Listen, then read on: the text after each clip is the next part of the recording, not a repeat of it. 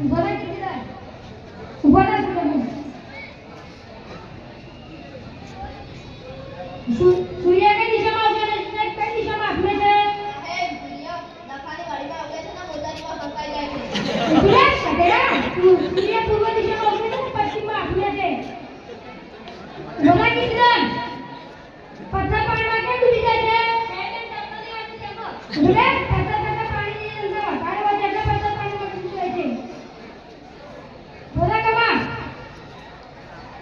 તારો જન્મ ક્યાં થયો હતો? સાહેબ હોસ્પિટલમાં. નજરે લખા બોલા સૌથી વધુ ટકે ક્યાં જોવા મળે છે? સાહેબ સમોસામાં. સમોસાની માસી ઉભી